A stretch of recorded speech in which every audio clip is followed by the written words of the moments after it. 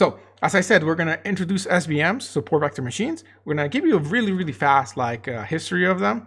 And then we're going to talk about the linear SVMs, and then how to expand into nonlinear SVMs using what's known as the kernel trick and the kernel functions, same thing. And then at the end, as I said, we're going to have a discussion. If you have an error, refresh. I'm going to even type it in here. If you have error, refresh page. Also, you can go in settings and turn low latency mode off. That will increase lag, like as in delay, but it will help in your side. I could do that too for the whole stream. I don't think I have to. I think that's something you can do if you have problems. Also try lowering the resolution. Again, if things are a little bit blurry, I can zoom in. If not, at least you know that it's going to be posted on YouTube. So worst case scenario, there's that. Okay. Oh, and by the way, Thursday we have class 2. Same time, same place, right here. I'll be waiting for you. But so the goal is today to talk about the theoretical, and then on Thursday we're actually going to implement the support vector machine in Python. Now we're going to cheat a little bit. We're not doing it from scratch because I don't want to spend a couple of days just coding. We are going to do it using libraries like real people use it, which are the most popular ones being scikit-learn. Scikit-learn, however, uses libsvms implementation, which I actually like more than scikit-learn's usage. So I like because scikit-learn basically took libsvm and then packed it up in their system. I like to go to the original. I think it's a little bit better. But I'm going to show you both, so you have that choice. You will see that in 5 minutes, you'll be up and running support vector machines. In fact, that class will probably not go to full time, which means if we run out of time today, we can definitely continue then, and we can do more math if necessary. All right. So what are support vector machines? Well, first of all, nobody ever calls them support vector machines. They just call them SVMs. So just call them SVMs and move on with your life. But also, technically, the people who came up with them call them support vector networks. And the support vector of a support vector machine or network is going to be an important topic that I'm going to talk about, but not right now to not confuse you. We'll get to it, but you'll see that people were not that creative when they came up with the name. It's pretty obvious, and it'll be at least at the end of this lecture, or at least that's my goal. We'll see if we achieve that goal. And so it is known as a non-probabilistic binary classifier. So here's the thing. In fact, back up for a second. You guys, if I understand correctly, have covered supervised and unsupervised learning in the class. Supervised learning being things like linear regression, logistic regression, and that sort of decision tree, that kind of thing. And then on the other side, you have unsupervised learning, which is clustering. That's data that is not annotated in any form, and you're just trying to learn things from the data. So you got a bunch of dots in a graph, and you're trying to cluster them into groups of classes of different types. So if you got a bunch of dots here, a bunch of dots here, a bunch of dots here, then this is one group, this is another group, and this is another group, right? And you did I believe, k-mean clustering or anything of that sort. You can actually use support vector machines modified to do clustering, but that's not really what they're popular for. They're popular for support for supervised learning. So that being like an alternative to using logistic regression primarily, not even just linear regression. Yet again, you could, but really the big main usage is for classification. So that's logistic regression. Another term for binary classification is logistic regression. They're all at the end of the day regressions, right? They're all like we got a line and we got a bunch of dots, or sorry, the other way around. You got a bunch of dots and you're trying to come up with a line that can predict future data based on previous data, right? Just like the thing to say in the stock market, previous performance does not guarantee future performance. And frankly, with machine learning, what we're saying is it's going to guarantee future performances on previous performance, right? Which is why it doesn't apply very well for things like the stock market. But anyways, so that's the real meat of support vector machines are going to be for binary classification. Okay, so that's you got a bunch of data. So for example, here I got two kinds of data. This is an XY plot, and we got a bunch of dots, and they represent something. And we're trying to classify all the X's into one class and all the circles into another class. And we're trying to say, if we get another dot, and that dot, it happens to be, for example, right here, that should be classified as or predicted to be on the X category versus the circle category, right? And so that's the goal with machine learning, is to take something and basically predict future stuff based on previous stuff. And with SVMs, it's for binary classification. So typically, whether we accept or reject something, or it goes to one class or the other class, okay? But now you're thinking, well, that's the same thing as like logistic regression. What is logistic regression? Well, I hope you guys all remember that stuff and regression in general. I'm going to assume so. If not, I do have a video on my YouTube for Sokai's gradient descent and basically introducing linear and logistic regression. You can check that out. But I do believe Tagba does a pretty good job at covering in the class. So I expect you guys to know that. And I'm kind of walking into that assumption here. But if not, and for those of you that are in Trio 2 that are sticking around from the class, you should still be able to get some of this. I'll try to cover any previous knowledge. So, but ultimately, with binary classification, you want to separate into something that goes to class 0 or class 1, or you can also think of it as class 1 and -1, right? So, okay, we good so far. I think we got a 6-second delay, so you guys are getting kind of quiet. I'm hoping that the errors are being resolved. But anyways, so what's the big difference between a support vector machine and something like binary classification using logistic regression, like Stokai's gradient descent or something? Here's the thing. Well, good, great. Here's the thing. Normally, when you're trying to predict data, so when you have your data and you're trying to predict it, so like when you have a bunch of data, and you know that the circles is one class and the x's is the other class, you're trying to come up with a line, right? So you could come up with a line that says, well, suppose this is 8. So this is 0, 1, 2, 3, 4, 5, 6, 7, 8, and here goes away to 16. You're saying if x is less than 8, doesn't matter what the y is, I'm going to go ahead and say that it belongs to class of x. And if everything is greater than 8, then it becomes a class of circles. So you could say, like, for example, you're trying to classify whether somebody is a Republican or a Democrat, right? And so let's say that the X's are Republicans and the Democrats are the circles, right? And so your Y factor here, you can go ahead and say, like it's whether they like cookies or not, And so it is increasing, or maybe here you have whether they like cookies, and this is where you have whether they like something else. You have 2 features, right? And you're trying to decide, right? And you end up saying that if they like 8 cookies or more, then they're a Democrat, or if they like 8 cookies or less, then they're Republican, something like that. So ultimately, it doesn't matter what you're trying to classify. The point is that once you come up with this line, you can linearly separate the data.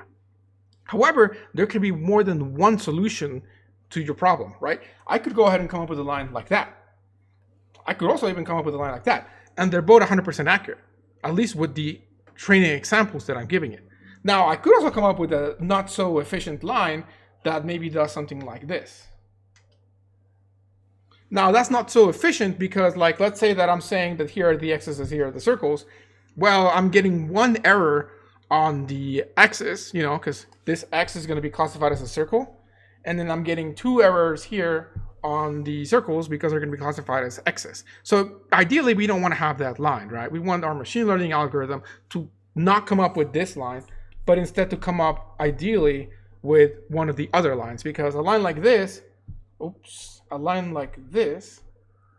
is good because all of these are being classified as x's and all of those are being classified as circles. That's the goal, right? That's the dream. And like they say, don't let your memes be dreams.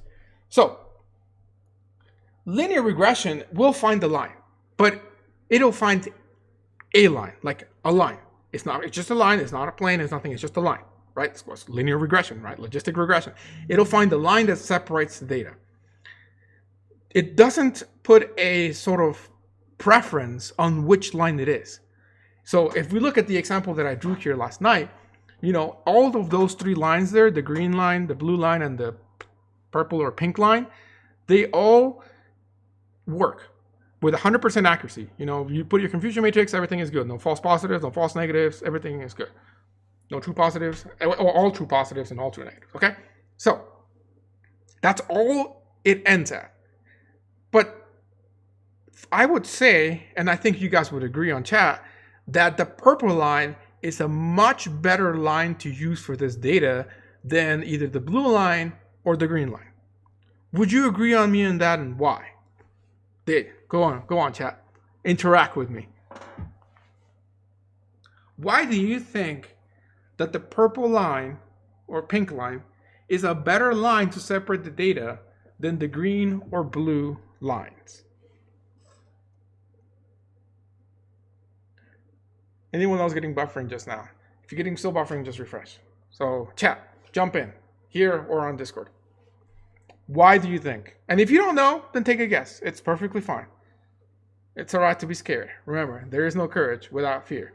We got our first person. The max distance between each point to the line. I can see kind of what you're saying. So let me see if I get what you're saying.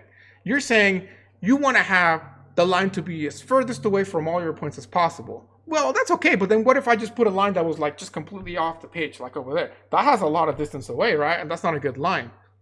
So I think more what you're saying is, of the lines that do work, you want them to be as further away from the points as possible, which I think you're onto something right there. Then we got somebody else that's saying 45-degree angle is collecting more accurate. Well, why? Why though? That's not really telling me the why. So, all right, let me go ahead and kind of tell you the why.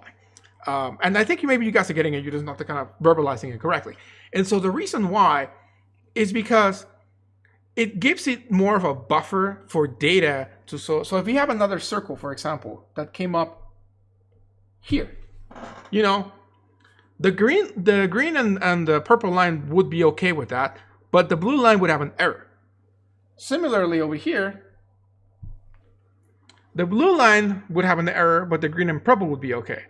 Now, that's not to say that the pink line is the cure to all ills, right? If I have something here, then the green line has an error, and so does the blue line. Or sorry, the purple line has an error, and so does the blue line, but the green line is okay. So there is per se a pro and con. There's no one right answer. However, even though there's no one right answer, I'd say one answer is better than the other one. As you can see here, you know, there's a bunch of space here. Here, let me highlight it so you can see what I'm thinking. This here, there's a bunch of space there that's really far away from our original data. That the algorithm is kind of saying like, yeah, it's extrapolating and saying, yeah, that's okay for that one. Similarly here, there will be a lot of space over here, right? So is that space evenly distributed between them? Yeah, probably. However, I'd say that most of the time, the errors that we have with our linear regression are borderline cases that are really close to the line. And because of that, we want to be fair. We want to split it away, as somebody was saying, from the points that we have now and kind of evenly split it to where it's nicely shared, but there's a buffer. You know, there's a buffer here with the purple line, and there's also a buffer here where if you have points later on that you fit into the algorithm that land in those places, the purple line will do a much better job at trying to predict that than the blue or green line, right? And frankly, I would say that it's more likely that you'll get data like that than getting data over here or potentially anywhere over here. So that's kind of, whether you think that's correct or not, that's kind of where the support vector machine mentality comes in. We're not just trying to find the line anymore. We're trying to optimize the best line that has the most buffer sort of space between both classes. All right. Now, yes, a parabola would be great. You know, a parabola would go like that, right? You know, I mean, or actually that would be more than a parabola. Would be what is that, like log function or something? Or I don't know. Actually, what is, no, it's like circle function, right? Because it would make something like that. You know, but we're trying to stick to a line. We're just going with a line. We're trying to keep the best line possible. We do know that something that's more than a line could do better. But then I would say that's also the problem that we have. That's right, it's not linear, and also it risks potentially overfitting, which I'm sure Tagore has talked about. Overfitting being the idea that when you have data and you try to make a model that is super accurate with the data that you currently have, but it only works with the data you have, it doesn't generalize well. And the best example that I can give you for that is, suppose that I had, in this case, linear regression. So now I'm trying to predict the line here. And suppose that I have the following data. You know, and I'm trying to create I'm trying to make a line that fits all of the dots. Okay? Something like that. Now, if you're smart about it and you just try to kind of do a good line, that's a perfectly good line. You know, you can use Euclidean distance or whatever, and that kind of gives you the idea that that's a good predictor of this data, right? Overfitting would be trying to basically do this. That's overfitting, because now if you get a dot here, the straight line would have been okay with that, but that's the sine wave or whatever this is not going to work. This would be a polynomial function of the degree of the number of points that you have. In fact, it would look actually more like, realistically, it would look like this. It would be disgusting. Each of those would be a polynomial. And with, you know, quadratic, basically you have a curve, then you have like this if you keep going higher powers and so on until you get that. So that's overfitting. No fun, no good. We don't want to do overfitting. So we want to stick with linear for now. And even within linear, there are different choices. We're saying our goal is the wide gap versus the small gap. Okay, so that's kind of the the rationing behind why we want to try to use support vector machines versus linear regression. Again, usually it's used for 2-class tasks. You don't see a support vector machine being used for more than 2 classes. If you have data that requires more than 2 classes, you can split it kind of like in a neural network, which maybe I should do that example because most of you might not know neural networks. But the idea being that if you have data and it belongs to 3 classes, then you can create 3 different models that say whether it belongs to a class or it doesn't. Just accept or reject. And so you make 3 models: accept or reject class 1, accept or reject class 2, accept or reject class 3. And you hope that all the time you only get one of them that says accept and 2 that say reject. So you make 3 models, 3 support vector machines, and you got binary classification for all of them, versus doing 1 model that combines all 3 of them. Support vector machines are not the best for that. Again, you would just stack them up, which is again kind of how neural network works. If you don't know how that is, it's all regression at the end of the day. It's all stacked logistic regression and whatnot. So don't get overexcited when people talk about deep learning. It's the same stuff, just repackaged. As I said, you can use it for clustering. So that's unsupervised learning. That's actually called the support vector clustering algorithm. Not something I'm going to talk about, but I wanted to make you aware of it. If you really hate it, k-mean clustering, then you're really going to hate this. No, I'm kidding. But I'm saying it's just going to be much more complicated. But it is very, very cool. Still, k-mean clustering and those kind of algorithms are much cleaner and so on. But it does exist. It's possible to do. You can do it if you want. So now that I told you kind of the meta of support vector machines, that we're trying to come up with this lane, I want you to know that this is a 2-dimensional example. A line in 3 dimensions becomes a plane. And in 4 dimensions becomes a hyperplane. A hypercube, for example, is a 4-dimensional cube or higher, depending on the dimension you have. How does that look like? Well, you took Peterson's class, then you got to do this stuff, you know. But it's basically like a cube inside a cube. And I'm just doing this because on the video I said I could. Kind of like that. There you go. So that's a hypercube per se, and a hyperplane would be n-dimensional plane. So what the support vector machine is going to do is it's going to make this line, or hyperplane in the case that we're looking at higher dimensions, to separate the data. And that higher dimension stuff is really cool, and I'll get to that. But before, let's talk about the history, because I think it's nice to know where these algorithms come from, even though we're all going to forget. I personally don't remember any of this stuff, but I Googled it. And so there it is now. And it's good. It's good because it's on the video and it'll be in the notes, and you know it's nice to know. So where do they come from? You know, these guys. I mean, you got to respect this guy for coming up with this too, right? So pay respect where it's due. You know. So first of all, Vladimir Bachnik, who worked for AT&T. I don't know if in 1963 he worked for AT&T, but he definitely did. I think in 1995. I think so. You can Google it later on Wikipedia. But him and Alexei Chervonenkis. They I don't know if they're Russian. They might have been. I mean, Soviet Union at the time, right? So they might have been from anywhere in Soviet Union. So I'm not sure. I don't think that's the ending of the name is Russian. It's more like Eastern Euro, but I don't know. Vladimir definitely sounds Russian though, but who knows? But anyways, they in 1963 came up with basically what is like the OG of machine learning stuff. They called it. And I was gonna get to this because I do have. And I am going to post the original paper that they did. I have it here. More than 60 years ago, R.A. Fisher suggested the first algorithm for pattern recognition. So 1936 is pattern recognition when it got started. And then in 1963 was the contribution by this guy with a support vector machine. But just like neural networks, they came out, nobody cared, because there wasn't an easy way to kind of expand it to real problems. With neural networks, you had backpropagation algorithm that really kind of exploded that field into what it is as popular as today.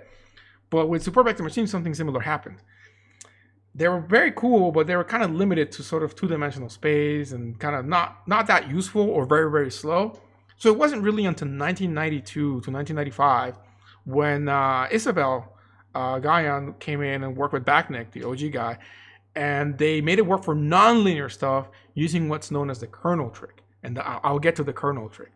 And that's really what exploded support vector machines into being very, very popular. And before the whole neural network deep learning craze, support vector machines was the top stuff. Like, it's still great.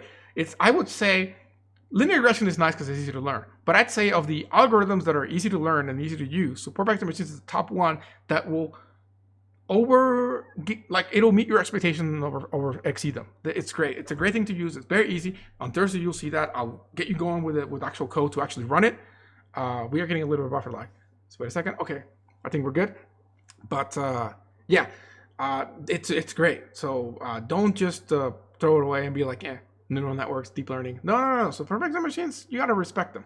In fact, the main paper that they came out in 1995, that was the OG, sort of the big one once you threw in the kernel trick, is called support vector networks. So funny, they wanted to call networks, but I guess machines just became a thing. And it is, like I said, AT&T Bell Labs, machine learning. And I'm going to go ahead and post on Twitch a link to the paper itself. And I do see that we got some chat on Discord. Because the other lines come close to the O and X groups. Oh, I'm sorry, I missed that earlier. Where the purple-pink line is equal or distant from both. Yes, so that was a pretty good answer for that. Thank you. So, anyways, I went ahead and posted the paper on chat. I do recommend.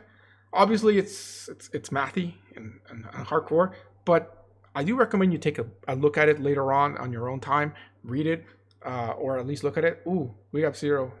Give it a second. Give it a second, guys. Give it a second. Okay. It's coming back. Okay, we're good, I think. We got a little bit of a delay. I think we're good now. Okay. So, yeah, so that paper is the heart of it, and that's the one that you want to cite if you are working on a support vector machine research and you want to talk about it. So that's the OG paper. And in fact, I'm going to go ahead and kind of give you I'm going to read the abstract of it so you get a feel for what the authors originally considered support vector machines to be. So I'll go ahead and read that, and hopefully the chat, the lag is not too bad, but if not, I'm just reading the abstract. So it says, the support vector network, or here, so I don't read to the side, and put it over here, okay.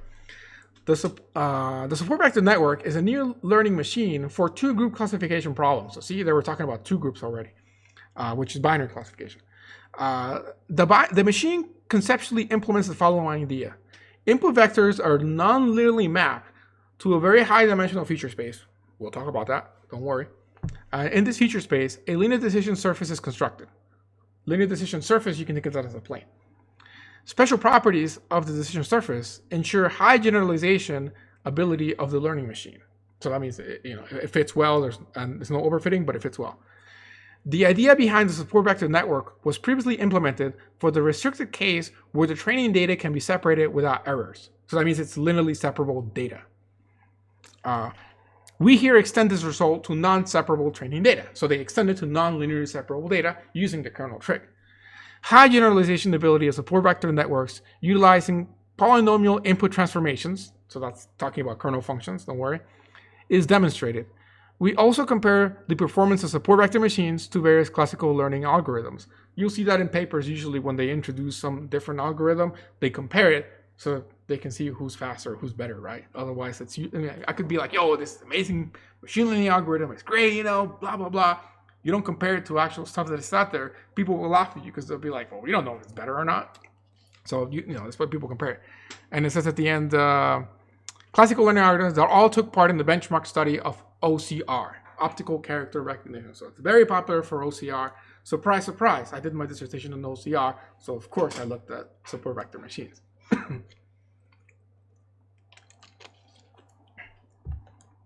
Okay, so that's basically the abstract. You can check the rest of the paper out. Abstracts and papers, if you don't know this, which I think you should, is basically the TLDR version of a paper. And they're great because they're not clickbaity. They actually tell you what the paper's about. And they tell you what if there's an experiment, they'll actually tell you the result of the experiment. So they're great. They're like, you read it, and at that point you know if it's good or bad, or you can move on. It's completely the opposite of how news work, where it's like clickbait. Like, you will not believe this one new trick that you can use to defeat lag, and then you have to actually read the article and, you know, waste your time. So that's one good thing about academic papers. Okay, so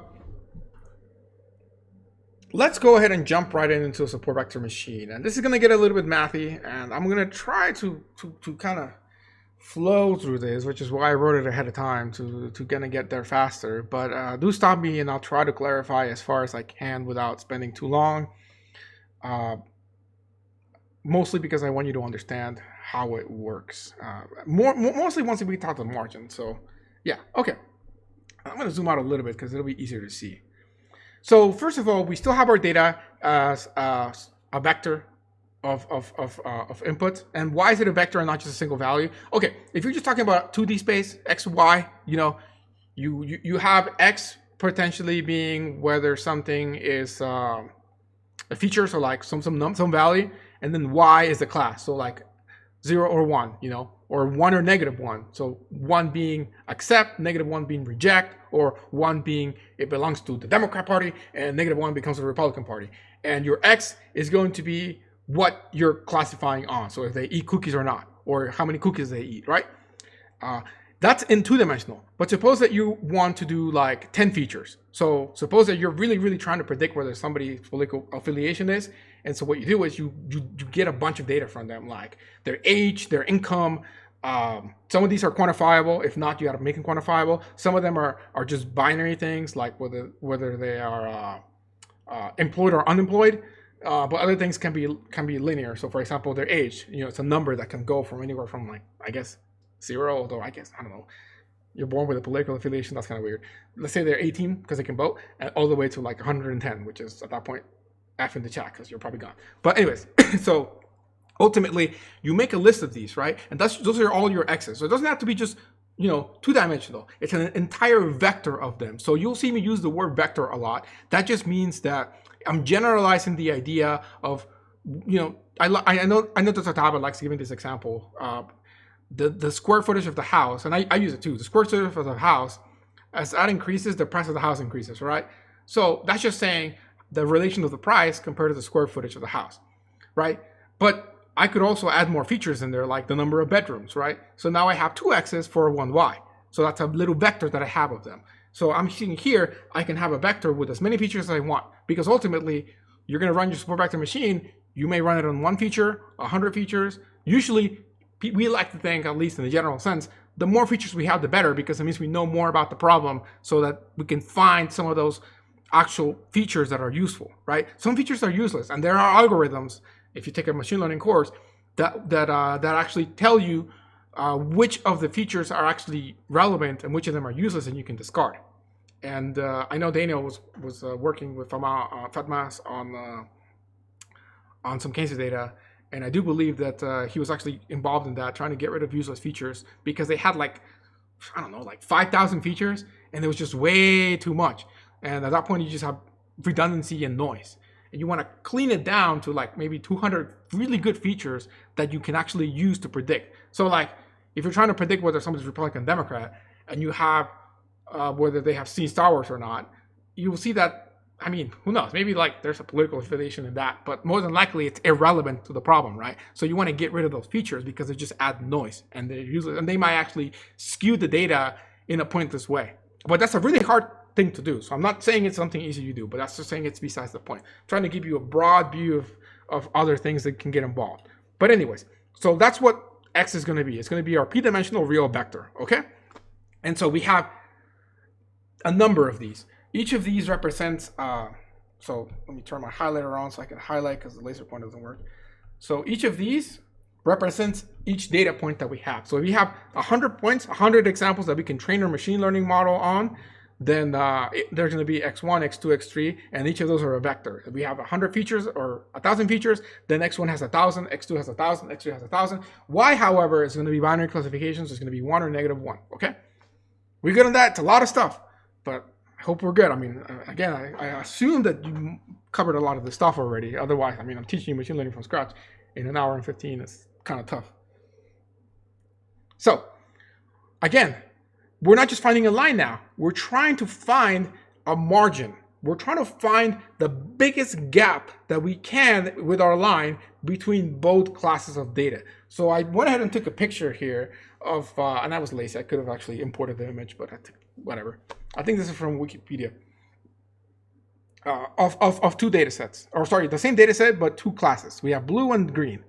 And we have our line that we've created, and we have the additional lines that kind of indicate the border line. So all the space in here, all this space is what I would consider the margin of the support vector machine, or in this case, actually better said, is the margin of the hyperplane, okay? And so we want to maximize that. That's going to be the problem that we're trying to achieve. We're maximizing that margin because then we're optimizing what our answer is going to be, okay? And that margin can be a hard margin or a soft margin, which is what I'm going to talk to about next, okay? But ultimately, that's what the problem looks like. The W is the weights that we're trying to create based on our predictions, just like with linear regression and all that kind of thing. Our X, again, is our vector, and we got our bias, and we're trying to minimize the error, okay? So there's a hard and a soft margining, as I was saying. Soft margining is when the data is not linearly separable, which we'll get to. And so how do you actually do this? Well, there's you all learn about loss functions and cost functions and all of that, hopefully. And so there's one function that's called the hinge loss function, and you can Google that and find out more details, but this is what it actually looks like right here. And so the formula for that is to maximize this little equation here, which is 0 and then 1 minus, and then we have our dot product of the vectors, and then we're multiplying it times the class, okay? And we're trying to, this function will return 0 as I have here, if it's on the correct side of the margin, so there's no error. Otherwise, it's going to return a value that is proportional to the distance of the margin. So if the blue dot here, if this blue dot was inside of, in the other side of the margin here, then that distance that it's going to return, it's proportional to the distance from that margin. And so what we want to do is we want to, I guess I wrote minim, but I meant minimize. We want to minimize that value for all the data points. So let me go ahead and fix that up here. There we go. We want to minimize that value for all the data points, right? We want to have the line where nothing is ambiguous in there. There's nothing that is going in our margin. Assuming, of course, that it's linearly separable, okay? And that's why I said linear SVM here. And we're assuming it's linearly separable. Don't worry. If it's not, then we'll have a solution in just a second, okay? So, okay. So anyways, what that formula looks like once we do it for all our data points is like this. So don't freak out here. All I did is I took that same max function right there, or sorry, the hinge loss function, and I'm going to do it not just for one point, but for all points, which is what the E is here. We're summing it for all points, or n points, okay? And then we have an additional value here, the lambda W squared, okay? That parameter determines the trade-off between increasing the margin size to ensure that something is on the correct side, or having an error potentially, right? So that's what we're going to kind of fiddle with in a soft margin to avoid things that are not necessarily linearly separable. So things that are like harder to separate, okay? So let me go ahead and look closer at what that picture that I took is and how it works, okay? So this is the meat of this. This is the part that I want you to make sure you put attention to, okay? So we have H0, H1, and H2. H0 is the hard sort of big boundary between them. That's the one that we want to make sure that the data is on the right side, okay? And that can be represented as the weight times the vector plus the bias is equal to 0, okay? And then we have H1 and H2. And those are other hyperplanes that are sort of the edges of the margin, right? And those will always be touching the points that are borderline, okay? If they weren't, that means we could make a bigger margin, right? If those lines were more compressed together, so I guess more compressed together, there'd be a space between, so there will be a space between this and the X here. That means that I could increase my margin because I could squish the data further apart, right? So we're trying to maximize and make that, we're trying to make that our 1 and -1 to represent one class and the other class, okay? And so this is where the name support vector machine comes in. The points that are touching, and remember, each point's a vector, right? Because higher dimensional space. Each point is a vector, okay? So the vectors that are touching those lines of the border of our margins, the H1 and H2, we call those the support vectors. Surprise, surprise, support vector machine, support vector network. That's where the name comes from. So now you know where the name comes from, in case Tagba puts it on his final or something. So there are borderline cases, and they're really going to define where those lines are. In fact, I'm going to skip ahead for a second here and look at this example of the same data. If we move any data that is not part of that support vectors, so for example here, right there, you know, those are the ones that are really maintaining where that, how big that line can go. If anything behind, you can think of it like this is the battle and that's the front line. If people behind the front line fall back, those people in the front line are holding the line. So these guys can move back and that vector does not hold. So from this, which is the original graph, notice here how they move back and the line holds, you know, they're holding the line. They're fighting with their lives there. On the other hand, even if those guys in the back do not move, but the front line people have to retreat, such as happened here with the blues, you know, they got pushed back, then the line falls. They break the line and the lane retreats. So in that case, it's actually going to affect and move the decision boundary. So moving your support vectors, so moving the dots that are the front lines, are going to move the decision boundary, whereas moving other stuff that's not in the front line does not affect the decision boundary, okay? So that's just so you kind of better understand how that works. So back to here, H0 is the median between the two lines that we have. And then it's useful to know that D plus and D minus is the distance from that hard line versus the two planes, H1 and H2, which are the two boundaries, okay? So that's just a definition thing, okay? So ultimately, what we want to create an algorithm, an optimization algorithm, this is what we're doing really, that generates weights in a way that only the support vectors determine the weights of the boundaries, right? So what we're trying to do is we're trying to create a line, and we're trying to not let these people here or these people here bias that line that we're creating. The ones that we only really care about are the front line guys. But it's not easy finding the front line guys, actually. So that's not an easy task either. Oh, snap. Hold on, wrong button. Okay? It's no easy task doing that, okay? So how do we go ahead and maximize that margin? Which means how do we make it the thickest possible, okay? Well, that's just some, not basic math, but it's like algebra essentially. And you know, if you think about like Euclidean distance and that kind of thing, you know that the distance from a point ax plus b plus c equals 0, and then you can take the square root with the distance and whatnot, and so you can come up with 2 over w basically, okay? And so that's going to be your distance between H1 and H2. So that's the distance between the two boundaries, okay?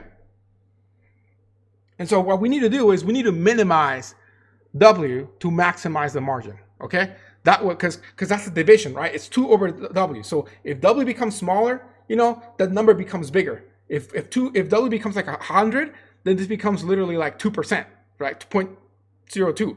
But if W is like 0.01, then this is a big number, right? So we want to make W really small because that means that the distance between H1 and H2 is bigger, okay? All right, how are we all feeling? We're all still alive here. We got half an hour left. I do want to show the VR video, so I might not get through the entire conceptual stuff today, but I do want to show the video, so at around 3:30, we'll switch to the video. But everybody's still with me here? I want to make sure everybody's still alive. We got 34 viewers.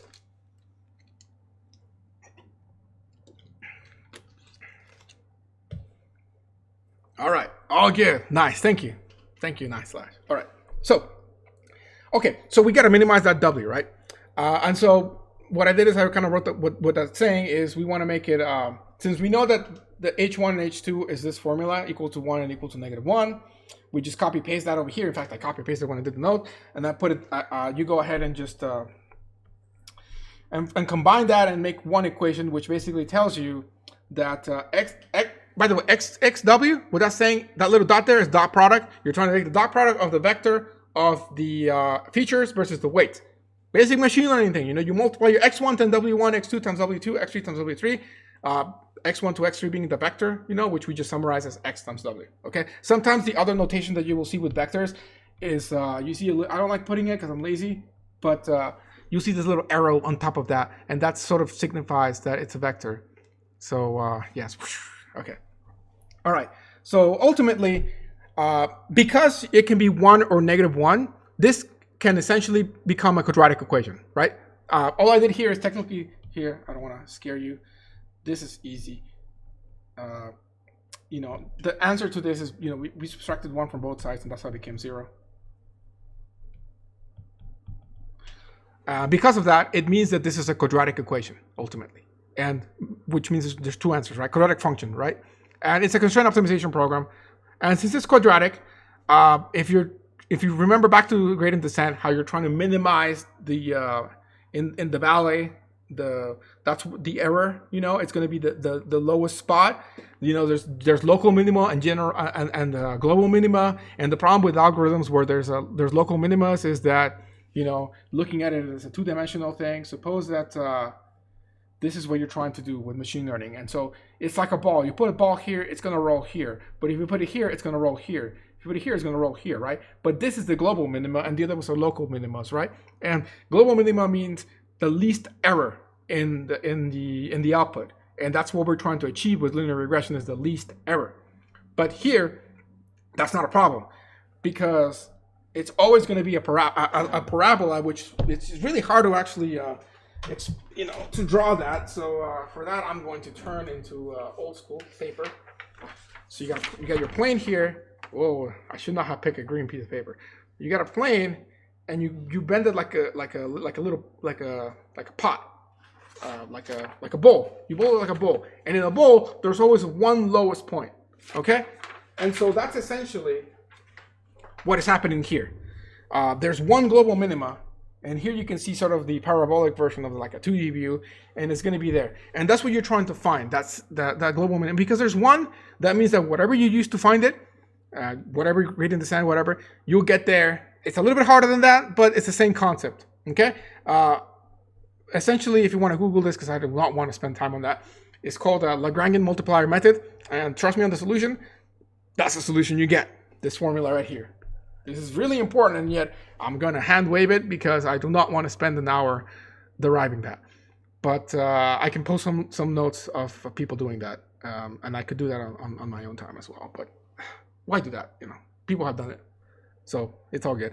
So anyways, the important thing there being that the xi and xj are the dot product of two feature vectors. Okay, that's going to be important later on, because to compute this, we have to do dot product. And dot product is an expensive operation because we have to multiply all features by all weights.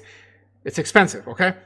The reason I'm emphasizing the word expensive is because we have computers, and we're doing this a lot of times, and that can slow things down. We'll come back to that in a second, okay? But before that, so far I've been talking about linearly separable data, such as what you're seeing on the left side. But what about the thing on the right side? What happens then when you have stuff like on the right side? Can you linearly separate that? Is there a single line here that you could do to separate that data? And the answer is no, there is no line. You can do a circle, but that's not a line, so it's not linearly separable, right? So how do we expand this whole idea of margins to non-linearly separable data? And that is where support vector machines are really going to shine, using the kernel trick. And for that, we're going to turn to the VR. So get hyped. So I'm going to go ahead and post the there's already 4 views on it, I guess, people that are subscribed on chat, but I'm also going to show it here. So if it's really laggy, you can switch over to the YouTube, okay? So get ready. I'm going to show you some VR. So I'll post it and then I'll post it here. Okay, I won't talk during the video, but I'll be on chat. And there's a 10-minute long video and then we'll come back, okay? And I'm also posting it there so you can see it on YouTube if it's laggy, okay? So let me post it on YouTube first, actually. Or sorry, on Twitch. So that's the link. And I'm going to go ahead and start it playing. So I'll see you soon.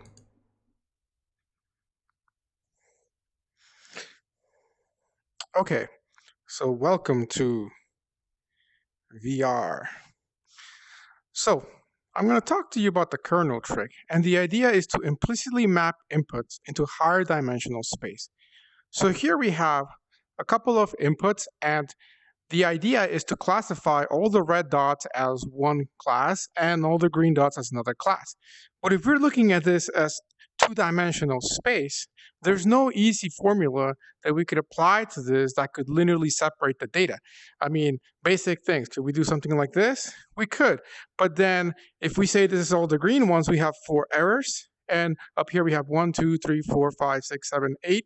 And then we have 4 errors on each. So we could do something, or sorry, 5 errors on each on that one. So we could try to create a line that would linearly separate this data, but we will not succeed in making a line that will have no errors if we're trying to classify these into two classes here.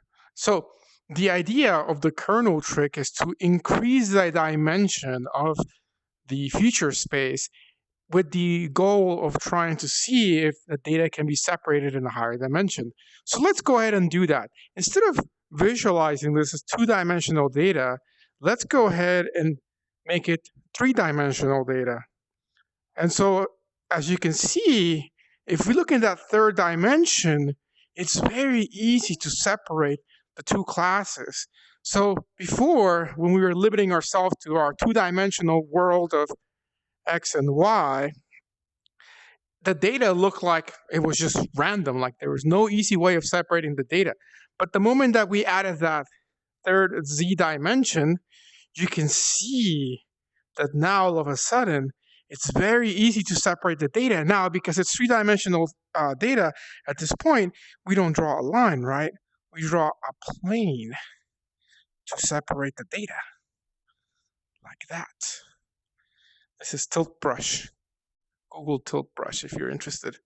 And so now, you know, if I tell you like, oh yeah, that's separating data, you're like, no, it's not. It doesn't look like it. But, you know, we're higher dimensional beings now. We are looking at three-dimensional data, and we can see that the data can be very easily split. So the idea of the kernel tricks is, depending on what kernel you pick for your support vector machine, it's going to increase the dimensionality of the data with the hopes that in a higher dimension, you will be able to separate the data. Now, it may not always be the case that going from 2 to 3 dimensions is enough. You know, we could have a situation where, let's say we have a little red dot. Oh, that's not bigger red. There we go. Really. Go ahead and do that. So we could have a really red dot like that. And then, you know, this is still better than before. We only got 1 error there. But, you know, if something like this was the case, maybe we need to go higher. Instead of 3 dimensions, maybe we need to go to the 4th dimension, and there we could split it. And would that work? Well, if we think of the 4th dimension as time, and I'm not getting a little bit abstract here, but if we thought about it as time, then it would work. Because if, you know, this video that I'm pre-recording is probably around the 1 minute mark now, or maybe a little bit more. So if we're using time to separate the data, then this point only appeared after the 1 minute mark. So I could say that anything before that, we will classify as one way, anything afterwards, right? But that's getting a little bit off topic and abstract. That's not really higher dimensions work. You know, if you want to really think about how a higher dimension works, you can think of like a hypercube and how in 4 dimensions, what does that look like? And you know, I don't want to have to draw a hypercube right now, but you can Google that very easily. But that's the idea between the kernel trick, is trying to increase the dimensionality of the data to see if we get lucky. And in that 5th dimension, that does not appear, and then everything is linearly separable.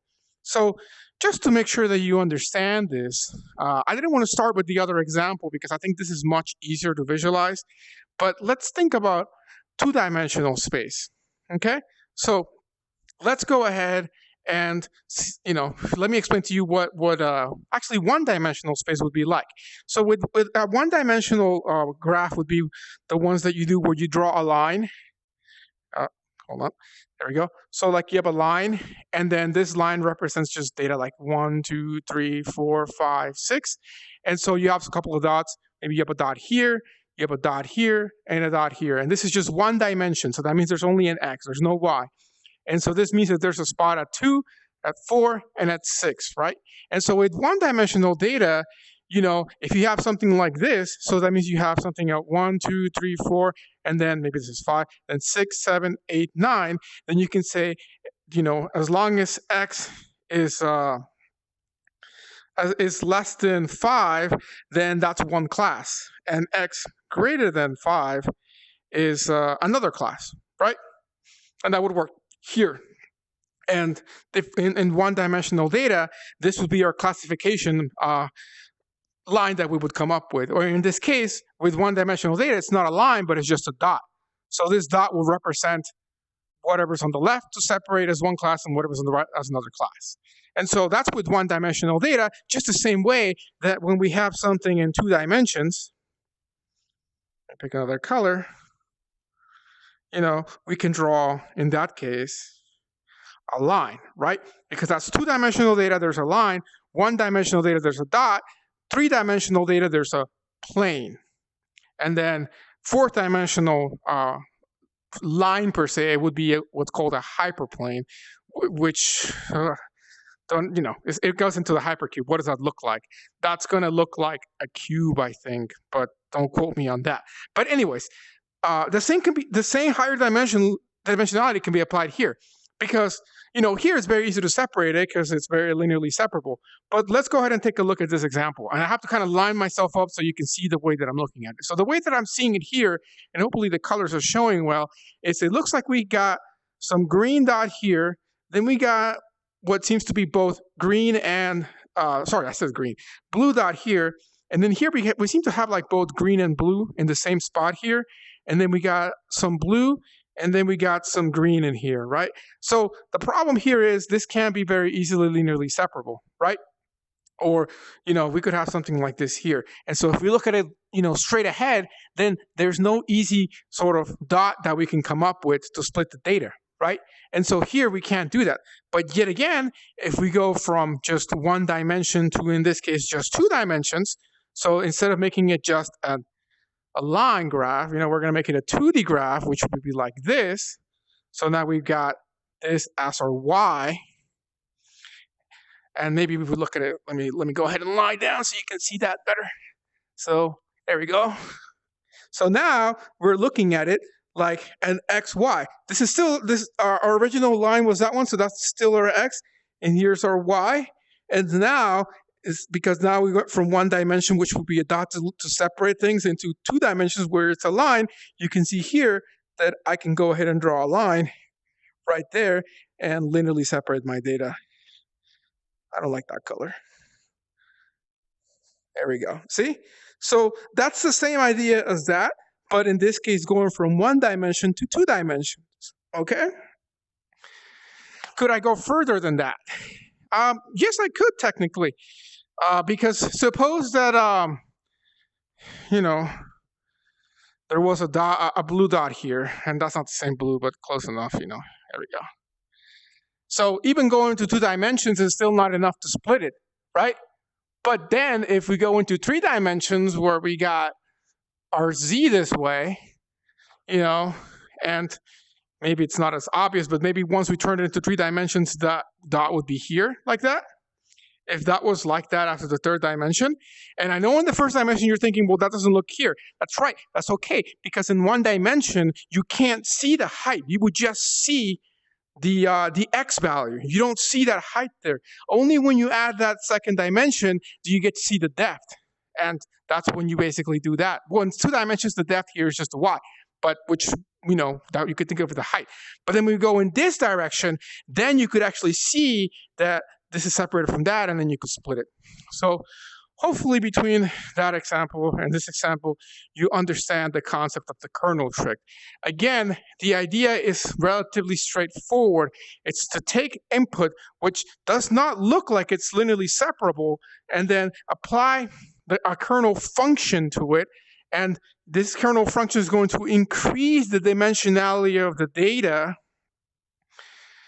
and hopefully that allows it to be more easily separable, to classify it better. That's it. That's all there's to it.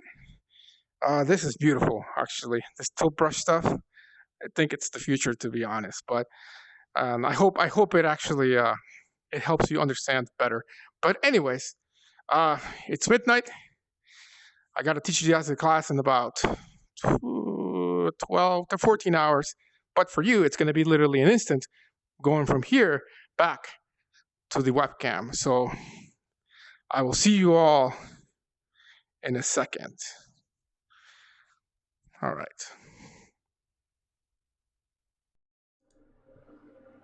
And welcome back. Oh, wait a second. You saw the wrong. You're seeing my room. Okay, there we go. Welcome back, everybody. And yeah, well, I'm glad you like tilt brush. It's quite interesting, quite a cool thing, and I think it could be a great way to show some abstract things like that. So yeah, I'm glad that you thought that was cool. All right, let's jump right back in. So welcome back to our three-dimensional world.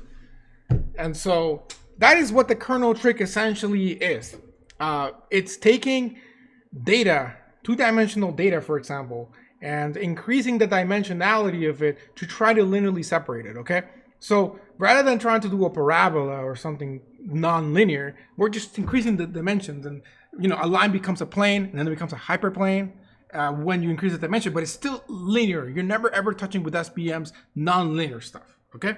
You just increase the dimensionality as a workaround that. Which is pretty cool, actually. And so mathematically now, so we're going from the cool stuff to math, which is still cool, but not as cool as we are. And that is basically that for all x and x prime in the input space of x, y, certain functions can be expressed as the inner product of another space. So remember I was talking about the dot product before, x, xi, xj? That's basically what we're doing is we're changing how that is represented. So normally you might be multiplying the dimensions together, right? And that's it. We're changing, instead of multiplying like that, you're gonna make your own little fancy function that is going to multiply. So what's an example of that? What is an actual example of that? Well, if you wanna add a dimension to it, instead of just being a comma b, you could also do the answer of a squared plus b squared. And that would be another, so you can, that's a very popular way of generating additional features in data sets, is just multiplying the original value by something. So like, obviously you don't want to just multiply it linearly because that's easy that doesn't really help the machine learning algorithm, but you can go polynomial on that. You can do like a plus a squared plus a cubed plus a to the fourth. That's actually how you get those really nasty overfitting things. But ultimately, the kernel function, which is just a kernel, so-called kernel function, is going to be that weighted function that you create to increase the dimensionality of the data. Okay. Now, most of the time, you don't have to actually make that function. There's functions that have been done before that are very, very cool. And so, in my dissertation, I talk about a couple of them. So you can Google that later, or I'll post a link. It's called. Shake my head. Why don't I know the name? Using machine learning tools for optical character recognition, something like that. OCR. I don't know. That's I feel bad about that. Okay, but anyways, yeah. In my dissertation, I talk about it, and also separately on a paper that Tagman and I are gonna publish later on this year. Or it's been approved. It's just gonna be published later on. And I do talk a little bit about it, so I can read a little bit from that. So broadband machines are another set of learning methods that are also very popular for classification and regression. SVMs are a combination of a modified loss function and a kernel trick. Rather than defining our feature vector in terms of kernels, we can instead work with the original feature vector x, but modify the algorithm so that it replaces all inner products of the form x, x prime with all the kernel functions k of x, x prime. The kernel trick can be understood as lifting the feature space into a higher dimensional space, which is what I was showing you in the video, where linear classification is possible. They can be very effective in high dimensional spaces while remaining very versatile due to the kernel functions. And so a couple of the popular kernel functions are, and actually, why did I do this before? I can just do this. Yeah, okay. And maybe after I go over this, I'll scroll to the top so I can remember the name of my own dissertation. These are some popular kernel functions that you have. You have a linear one, polynomial one, RBF, and sigmoid. Most of you may be know sigmoid if you talked about if you know neural networks, or maybe Taba talked about it when he was doing log regression or something. If not, then that's okay. But I don't want to go into depth in this, but this is what you transform. So when you take your vectors for x's and you transform them into this higher dimensional feature space using these functions, okay? But here's the thing. This is the and as you see here, I guess I should say this, they encode the sparsity in the loss function rather than the prior. Second, they encode the kernel by using an algorithmic trick rather than being explicitly part of the model, okay? But here's the important thing I want you to think about, because it's not just about increasing the dimensionality of the data and calling it a day, okay? It's because if it was, it would be computationally expensive, okay? And so to compute that higher dimension, which we're gonna signify with this phi here, right there, you know, we don't have to compute the entire thing. We can just compute what the kernel function gives us, because it defines what that inner product that we have to do for this equation. So for this equation, the really big equation that I just kind of hand waved, you know, you have to compute that dot product there. That's very important. That's the slowest part, okay? You would also have to compute the dot product at the higher dimensional feature space, normally, but not in the case of the kernel functions, because that kernel function, the answer to whatever you feed to the kernel function is, whatever the math equation that you run the data through, that is actually the dot product or the inner product itself. And so that saves a lot of computational work. So the too long didn't read of that is basically the kernel function not only increases the dimensionality of the data, but also makes computing any computation you have to do between data points to compute your weights and everything, it makes that very, very cheap in terms of computational power versus trying to compute, like, okay, if you go to the 20th dimension, now you gotta compute 20 of each thing, right? Like 20 times more, potentially 20 times more computationally intensive. Not really. With the kernel function, maybe twice as expensive versus 20 times. Okay, so I wanted to make sure that I talked about that. What else do I want to say? I think that's it.